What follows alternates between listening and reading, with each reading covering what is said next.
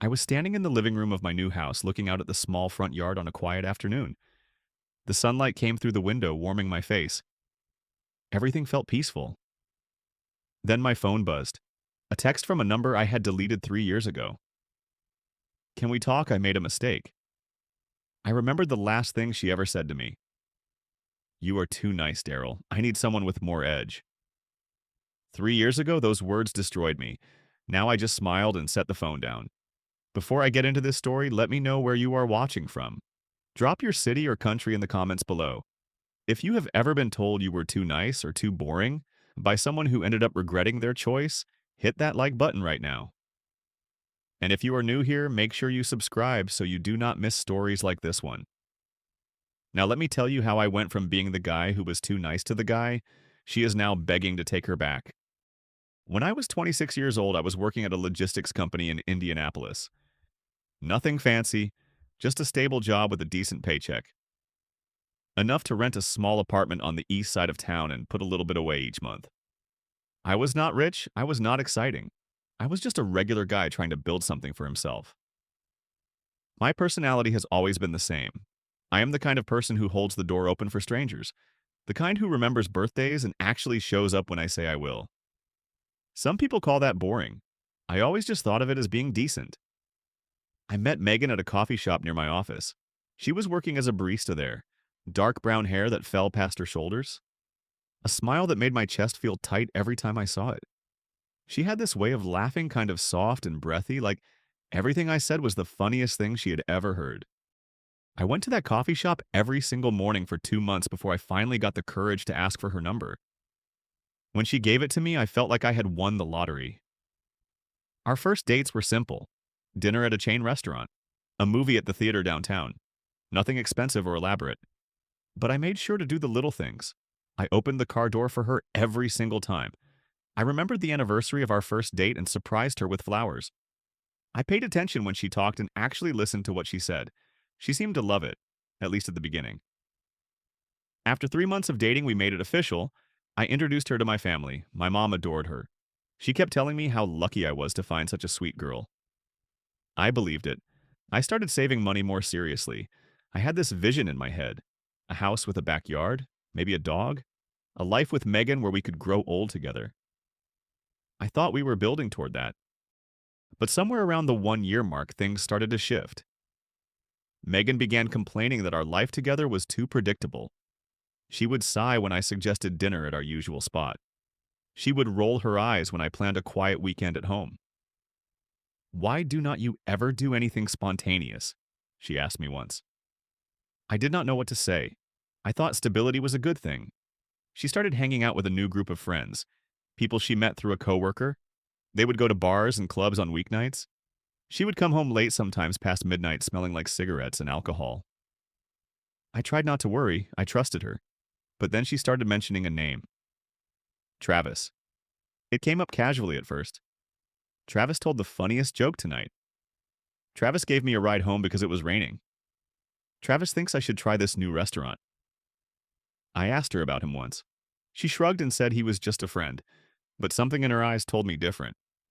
I tried to change. I really did. I planned a surprise weekend trip to Chicago. I booked a nice hotel and made reservations at a restaurant she had mentioned wanting to try. She went along with it, but the whole time she seemed distracted. Like she was physically there, but her mind was somewhere else. I felt like I was performing for an audience that had already left the theater. One night, I went to pick her up from a bar where she was hanging out with her friends. I got there a little early and walked inside to find her. That is when I saw them. Megan was sitting at a booth in the corner. Travis was right next to her. His arm was draped across the back of the seat behind her. His hand was resting on her thigh. They were laughing about something, their faces close together. I just stood there. My feet would not move. My brain could not process what I was seeing. Travis looked like everything I was not. Tall, muscular, tattoos covering both arms. Long hair pulled back in a messy bun. He had this rugged, dangerous look that I could never pull off. He rode a motorcycle. I drove a 4-year-old Honda Civic. Megan looked up and saw me standing there. I expected panic, guilt, something. But her face barely changed. She just looked at me like I was an inconvenience. We stepped outside to talk. The night air was cold and I could see my breath as I spoke. "What is going on with you and Travis?" I asked. She did not even try to deny it. "I have been meaning to tell you," she said. "I think we should break up." The words hit me like a punch to the stomach. "Why?" "You are too nice, Daryl, too predictable. I need someone with more edge, more excitement." "And Travis gives you that." She nodded. "Travis makes me feel alive. You just make me feel safe." She paused, then added the words that would haunt me for months. "And I do not want safe anymore." I tried to argue, I tried to explain that safe was not a bad thing, that I could change, that I could be more exciting. But she was already done listening. She turned around and walked back into the bar, leaving me standing alone in that parking lot. I drove home in silence, no music, no radio, just the sound of my own breathing and the hum of the engine. When I got back to my apartment, I sat on the couch in the dark for hours, replaying every moment of our relationship, trying to figure out where I went wrong. The weeks after Megan left were the darkest of my life. I could barely function. I would lie in bed staring at the ceiling until my alarm forced me to get up for work. I would go through the motions at the office, but my mind was never there. I kept asking myself the same questions over and over. What did I do wrong? Why was being kind such a terrible thing? Why did she choose him over me? I stopped eating properly. Sleep came in broken fragments. My performance at work suffered. I started making mistakes I never would have made before. Shipping orders to the wrong addresses, missing deadlines, forgetting to follow up with clients. My supervisor called me into his office one afternoon. He was a stern man in his 50s with gray hair and no patience for excuses. He told me that my work had been slipping for weeks, that if I did not get my act together, he would have to let me go. I came close to losing everything because of one woman, one rejection, one stupid sentence about being too nice. The turning point came one night when I was sitting alone in my apartment. The lights were off, the curtains were closed. I had not showered in 3 days. I caught a glimpse of my reflection in the window, and I did not recognize the man staring back at me. His eyes were hollow. His shoulders were slumped. He looked defeated. That was the moment I realized I had a choice. I could keep spiraling downward, letting Megan's rejection destroy me piece by piece. Or I could pick myself up and become someone better, someone stronger, someone I could be proud of. The next day at work, my coworker Marcus stopped by my desk. Marcus was about 5 years older than me, a big guy with a shaved head and a voice that filled whatever room he was in. He had noticed my decline, and instead of ignoring it like everyone else, he decided to say something. "You look like hell, man," he said, sitting on the edge of my desk. "What is going on?" I did not want to talk about it at first, but Marcus was persistent. He kept asking questions until I finally broke down and told him everything. About Megan, about Travis, about feeling like I was not enough. Marcus listened without interrupting. When I finished, he nodded slowly. "I have been there," he said. "My ex-wife left me for another guy about 4 years ago. Thought my life was over." "How did you get through it?" I asked. He smiled. "The best revenge is not getting her back. It is becoming someone she could never deserve." That phrase stuck with me. It lodged itself in my brain and refused to leave. Marcus invited me to go to the gym with him after work. I said no at first. I had never been much of a fitness person, but he kept asking day after day until I finally agreed just to get him to stop. My first workout was humiliating. I could barely lift the empty barbell. My arms were shaking after 10 minutes. I was out of breath and covered in sweat while Marcus was barely warming up. But he did not mock me or make me feel bad. He just clapped me on the shoulder and said, "Everyone starts somewhere. See you tomorrow." And he was right. I did see him tomorrow. And the day after that. And the day after that. I started going to the gym 4 times a week. I changed my diet, cut out the junk food, and started cooking actual meals. I began sleeping at a regular time and waking up early to go for runs before work. I signed up for an evening course to get certified in supply chain management, something I had been putting off for years. 6 months passed. My body started to change. I was not huge or muscular, but I was leaner, stronger, more confident in the way I carried myself. At work, I volunteered for projects that nobody else wanted. I stayed late. I put in extra effort. One project in particular changed everything. A major client was unhappy with their shipping costs. I spent weeks analyzing their routes, their schedules, their packaging. I found inefficiencies that nobody else had noticed. My proposal ended up saving the company over $300,000 per year. My supervisor noticed. The same man who had threatened to fire me 6 months earlier called me into his office again. This time he offered me a promotion. Operations supervisor, better salary, better benefits. A real step up. With my new income and the bonus from the project, I finally had enough to do something I had dreamed about for years. I started looking at houses. I found one in a quiet suburb about 20 minutes from downtown. A small place with 3 bedrooms, a front yard, and a backyard with enough space for a dog to run around. It was not a mansion.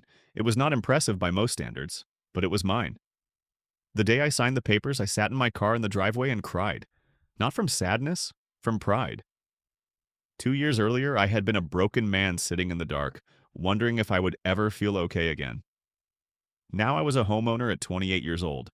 Marcus came over that weekend to help me move in. He brought a case of beer and spent the whole day hauling boxes and assembling furniture. When we were done, we sat on the back porch and watched the sun go down. "You did it, man," he said. "You actually did it." I smiled. "Could not have done it without you." He shook his head. "All I did was drag you to the gym. You did the rest." After I got settled into the house, I adopted a dog, a golden retriever named Bailey. He was 2 years old when I got him from the shelter, full of energy and always happy to see me. Coming home to him wagging his tail made every day better. My social life improved too. I started hiking with Marcus and a group of his friends on weekends. I joined a recreational softball league. I was not just surviving anymore, I was actually living. Then I met Sophie. It happened at a company event, an end-of-year party at a nice restaurant downtown. I was standing by the bar nursing a drink when she walked over and introduced herself. She worked in the marketing department. We had never crossed paths before. Sophie was different from Megan in almost every way. She had short hair that fell just past her chin. Smart. Confident. She had her own career, her own apartment, her own life. She did not need anyone to complete her. She was already complete on her own. We talked for hours that night. About work, about travel, about random things that made us laugh. She told me she appreciated how genuine I seemed, how I actually listened when she spoke. I did not try to impress her or pretend to be someone I was not. I was just myself. And somehow that was enough. We exchanged numbers before the night ended. I did not rush anything. I had learned that lesson already. But I could not shake the feeling that something special was starting. About a month after meeting Sophie, I got a call from Marcus on a Tuesday evening. His voice had an unusual energy to it, like he was excited about something. "You are not going to believe this," he said. "What?" "Remember Travis, the guy Megan left you for?" My stomach tightened at the sound of his name. "Yeah, what about him?" Marcus still had connections with some people who ran in the same circles as Megan and her friends. Apparently, the news had been circulating for weeks. Travis had gotten arrested about 6 months ago, driving under the influence. He crashed his motorcycle into a parked car at 2 in the morning. Nobody was hurt, but he lost his license and got fired from his job the next week. After that, he could not find anyone willing to hire him. No company wanted someone with a fresh DUI on their record. Without income, Travis became dead weight. Megan had to pick up the slack. She started working 2 jobs just to cover rent and bills. But Travis did not change. He kept drinking. He started getting angry when he was drunk, yelling at her, breaking things. Eventually, they fell behind on rent. 3 months without paying, and the landlord kicked them out. They had nowhere to go. For a while, they bounced from friend to friend, sleeping on couches and floors. Classic couch surfing. I listened to all of this in silence. When Marcus finished, I did not feel the satisfaction I expected. No rush of vindication, no joy at their misfortune, just a strange emptiness.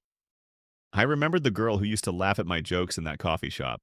The girl with the bright smile who made my heart race. And now she was living like that. "You okay?" Marcus asked. "Yeah," I said, just thinking. 2 weeks later, the first text arrived. It came from Megan's old number. I had deleted her contact years ago, but I still recognized the digits. "Hi, Daryl. I know it has been a long time. How are you?" I read the message 3 times. Then I put my phone down and went back to watching television. I did not respond. 3 days later, another text. I heard you bought a house. Congratulations. You always were the responsible one. Still no response from me. A week after that, a longer message came through. I have been thinking about us a lot lately. I think I made a mistake. Can we meet for coffee sometime?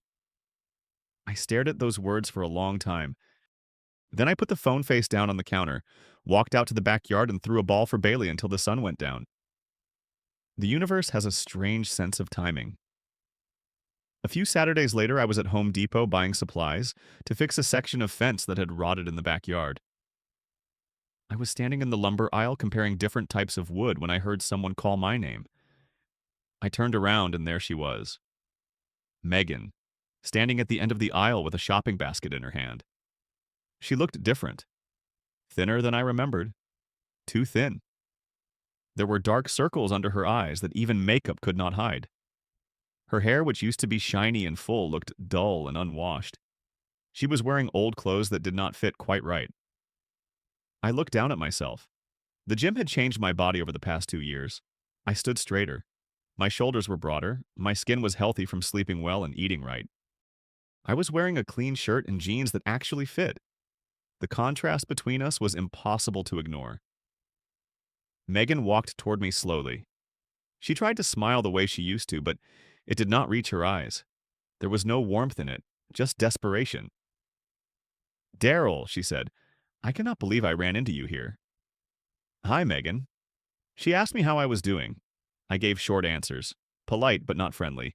I did not owe her anything more than basic courtesy. Then her composure broke. Right there in the middle of Home Depot, tears started rolling down her cheeks. "I was so stupid, Daryl," she said, her voice cracking. "Travis was a mistake. Everything was a mistake. I should have never left you." She told me what had happened. Travis had abandoned her 2 months ago, found some other woman to leech off of, and disappeared without warning. Megan was staying with her older sister now. No money, no stable job, no future that she could see. She reached out and grabbed my hand. Her fingers were cold. "You were always the good one," she said. "I should have seen that. I was blind. Please, Daryl, give me another chance. I know what I want now." I looked at her hand wrapped around mine. I thought about the night in the parking lot 3 years ago. The cold air. The way she told me I was too predictable. Too safe. The way she walked back into the bar without looking back. I thought about the months of darkness that followed. The sleepless nights. The mistakes at work. The moment I almost lost everything because I let her rejection define my worth. And then I thought about everything that came after. Marcus dragging me to the gym, the certification course, the promotion, the house, Bailey, Sophie. Gently, I pulled my hand away from hers. "Megan," I said, keeping my voice calm. "I am sorry for what you are going through. I really am. But I am not the answer to your problems." Her face crumpled. "Please, Daryl, I know I hurt you, but people change." "I have changed. I know what I want now." I shook my head slowly. "You knew what you wanted 3 years ago, too. You wanted excitement. You wanted edge. You wanted someone who made you feel alive. I was just the guy who made you feel safe. Remember?" She did not answer. She just kept crying. "I spent 2 years building myself into someone I am proud of," I continued. "Not for you. Not to prove anything to you, but for me. And I am not going to tear that down by going backward." I wished her luck. I meant it sincerely. Then I turned around and walked to the checkout counter. I did not look back. I drove home and sat in my backyard with Bailey at my feet. The afternoon sun was warm on my face. I expected to feel victorious, like I had won some kind of battle, but that is not what I felt at all. What I felt was peace. A deep, quiet peace that I had not experienced in years. It was like closing a book that I had been carrying around for too long. The weight was finally gone. I called Sophie that evening. I told her about running into Megan, about what she said, about how I responded. Sophie listened without interrupting.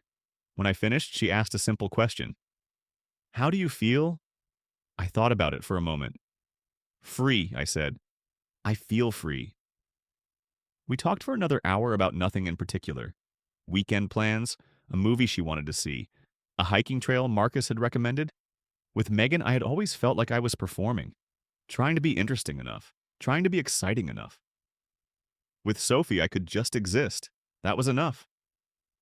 In the days that followed, I spent a lot of time thinking about the past 3 years. How much had changed? How different I was from the man who stood frozen in that parking lot watching his girlfriend choose someone else. I realized something important. Megan leaving might have been the best thing that ever happened to me. If she had stayed, I probably would have continued being the same person.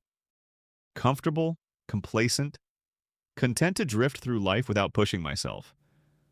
Her rejection forced me to change. It gave me a reason to become better. The pain was the fuel that drove my transformation. I do not hate Megan anymore. I did for a while. Those first few months, I wanted her to suffer the way I suffered, but that feeling faded over time. Now I just hope she figures things out. I hope she finds her own path, whatever that looks like. Marcus was right when he said the best revenge is becoming someone they could never deserve. But I learned something even more important than that. I did not change myself for revenge. I did not build this life to prove anything to Megan or to make her regret her choice. I did it for me, because I deserved better than the life I was living. Being kind is not a weakness. Being reliable is not boring. Being safe is not a flaw. Those qualities are only worthless when you give them to someone who cannot appreciate them. When you find the right person, those same qualities become priceless. As I sit here on my porch, Bailey sleeping beside me, I think about how far I have come. My phone buzzes with a text from Sophie asking if I want to grab dinner tonight.